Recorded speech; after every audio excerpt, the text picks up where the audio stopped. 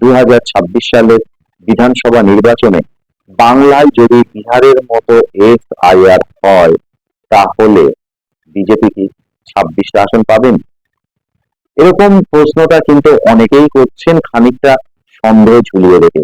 আবার অনেকেই বলছেন 2026 সালের বিধানসভা নির্বাচনে সিপিএম এর ভোট বাড়ুক না বাড়ুক, কংগ্রেসের ভোট বাড়ার একটা সম্ভাবনা এবার অনেকেই দেখছেন, মনে করছেন। অনেকে আবার কয়েক কদম এগিয়ে গিয়ে বলছেন কংগ্রেস হয়তো 26 সালের বিধানসভা নির্বাচনে বিরোধী দল হয়ে যেতে পারে। অর্থাৎ 2016 সালে যে বিধানসভার রেজাল্ট হয়েছিল সেটাই আবার ব্যাক করতে পারে, এমনটা অনেকেই মনে করছেন। আর বিজেপি তারা কি ছেড়ে দেবে?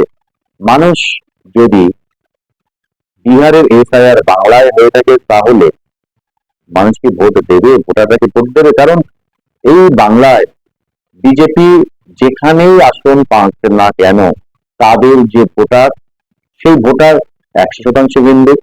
আর এদের 70%-এর বেশি ওপার বাংলা থেকে আসা বিভিন্ন সময়, অর্থাৎ সেই 1947 থেকে পরবর্তীতে শেষ যে ডেটে মানুষ এসেছেন এবং যারা ভোটার তালিকায় নাম তুলেছেন, তাদের 70%-এর বেশি ভোট বিজেপিতে পেয়েছে। এটা বিজেপি এবং ভারতের রাষ্ট্রীয় স্বয়ংসেবক সংঘ, এটা তাদের পর্যবেক্ষণ ও সমীক্ষা।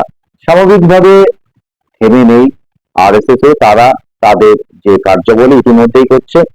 পাশাপাশি একদিকে যেমন এসআইআর, ঠিক পাশাপাশি বিজেপির নেতারা তারা বাংলার বিভিন্ন বুথ এলাকায় সংশোধিত নাগরিকত্ব আইন অর্থাৎ সিএ এর মাধ্যমে বাংলাদেশ থেকে আসা যে সমস্ত নাগরিকরা এখনো ভোটার তালিকায় নাম তুলতে পারেনি, অনেকে ভোটার তালিকায় নাম তোলার পরও পূর্ণ নাগরিকত্ব পাননি, যাদের অনেক সময় প্রশ্নের মুখে পড়তে হয় যে তাদের শেকড় বাংলাদেশি কিনা, যাদের অনেক সময় যাদের কাছে চাওয়া হয় 1947 সালের, 52 সালের, 62 সালের, 71 সালের আগের জমির দলিল বা কোনো নথিপত্র।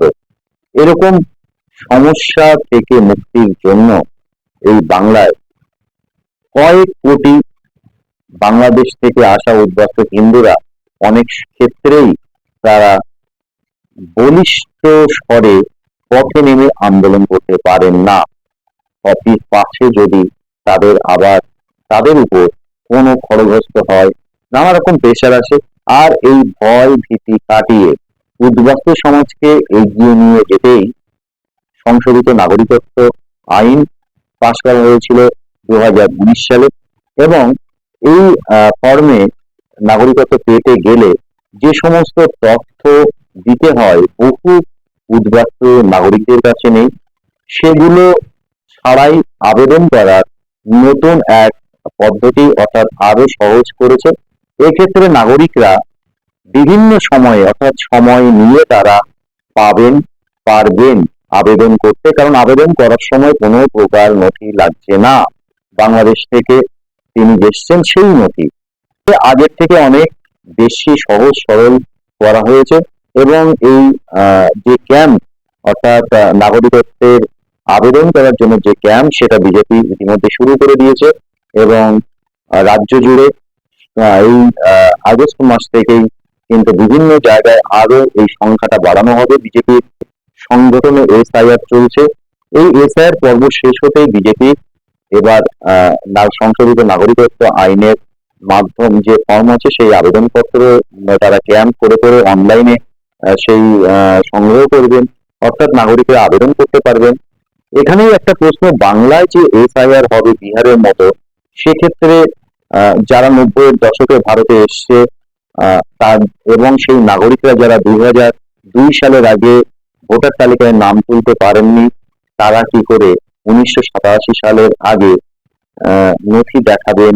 আবার এমন অনেক নাগরিক আছেন যারা কংগ্রেস করার কারণে সিপিএম জামানায় তারা নাম তুলতে পারেনি।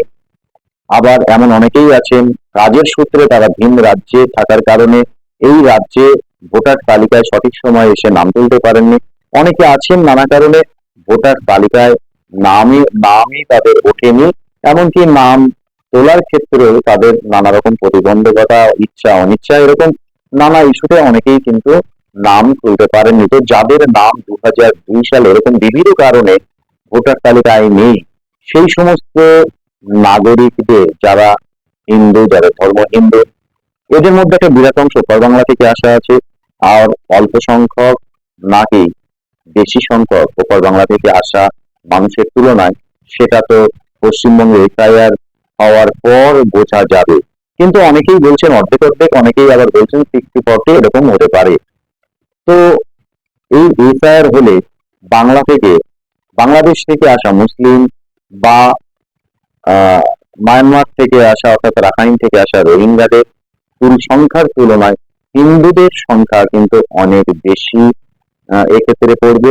এমন অনেক পরিবারে এমন অনেক নথি জটিলতা আছে, যেগুলো নিয়ে যারা বিএলও বিএলআরও আছেন, অর্থাৎ যারা এই নথি আহ পরীক্ষা করবেন এবং নাম তুলবেন, তারা কিন্তু নানা রকম আহ সমস্যার মুখে, অর্থাৎ তারা নিজেরাই জানেন না যে সেই সমস্ত সমস্যার সমাধান তারা কি করে করবেন। এরকম পরিস্থিতির মুখে তাদের পড়তে হতে পারে, এমন আশঙ্কা নানা মহল থেকে করা হচ্ছে। ইতিমধ্যে বিষয়টি সুপ্রিম কোর্টে গিয়েছে। অত্যন্ত তাৎপর্যপূর্ণ বিষয় হলো, সুপ্রিম কোর্ট কিন্তু বলেনি যে এসআইআর স্থগিত থাকবে, বরং বলেছে কেস টু কেস স্টাডি করে যারা প্রকৃত ভোটার তাদের নাম যাতে বাদ না যায় সেদিকে খেয়াল রাখতে। ইতিমধ্যে আমরা দেখেছি যে বিহারে 65 লক্ষের বেশি মানুষের নাম ভোটার তালিকা থেকে বাদ গিয়েছে। এর মধ্যে আছে মৃত ভোটার, এর মধ্যে আছে যারা ঠিকানা বদল করেছেন, আর আরেকটি অংশ আছে যারা জমা দেওয়ার জন্য ফর্ম তুলেছিলেন কিন্তু জমা দেননি। আবার বহু ভোটার আছেন যাদের আবার খোঁজ পাননি নির্বাচন কমিশনের যারা কাজ করছিলেন এই এসআইআর পদ্ধতিতে। তো স্বাভাবিকভাবে পশ্চিমবঙ্গে সংখ্যাটা অনেকে বলছেন যে বিহারের থেকে অনেক বেশি হবে। হঠাৎ কেন বিজেপি এসআইআর চালু করলো? তার সংগঠনের উদ্দেশ্য কি? সেই প্রশ্নের উত্তর এখন সঠিকভাবে পাওয়া না গেলেও 2026 সালের বিধানসভা ফলাফলের পর নিশ্চয়ই পাওয়া যাবে। আপনারা কি মনে করেন, এতে করে বিজেপির কি লাভ হবে, নাকি কংগ্রেস আবার, যারা আশঙ্কা করছেন, যারা প্রমাদ গুনছেন, যারা অনুমান করছেন কংগ্রেসের ভোট বৃদ্ধি হবে, কংগ্রেস হয়তো বিরোধী দল পেতে পারে, হতে পারে। কারণ 2011 সালে পর থেকে বিরোধী দল পরিবর্তন হচ্ছে। কেমন? 2011 সালের আগে বিরোধী দল ছিল বাংলা তৃণমূল। 2011 সালের নির্বাচনে, বিধানসভা নির্বাচনে সিপিএম হয় বিরোধী দল। 2016 সালের বিধানসভা নির্বাচনে কংগ্রেস হলো বিরোধী দল। 2021 সালের বিধানসভা নির্বাচনে বিজেপি হয়েছে বিরোধী দল। 2026 সালে বিধানসভা নির্বাচনে কে হবে বিরোধী? লড়াই তিন দলের মধ্যে, বিজেপি, সিপিএম আর কংগ্রেস।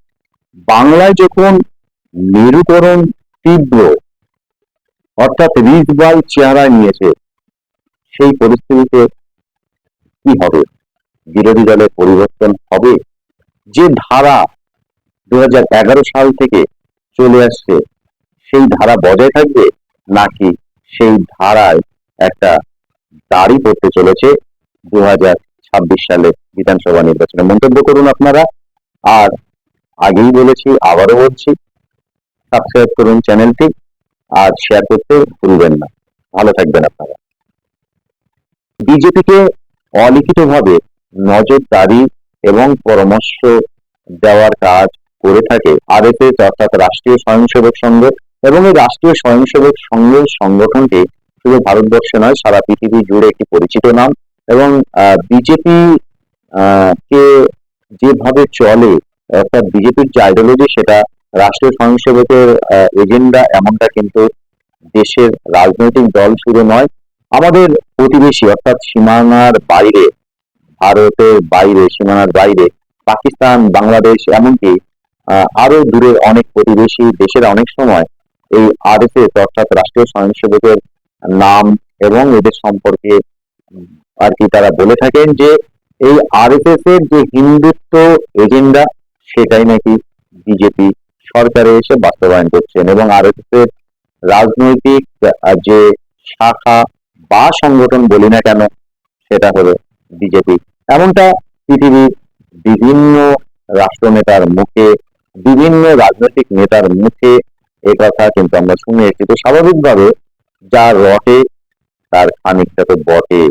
এই পরিস্থিতিতে বিজেপি আমরা দেখেছি কেন্দ্রে ক্ষমতায় আসার পর পশ্চিমবঙ্গে তার ভোটের বৃদ্ধি কিভাবে হয়েছে।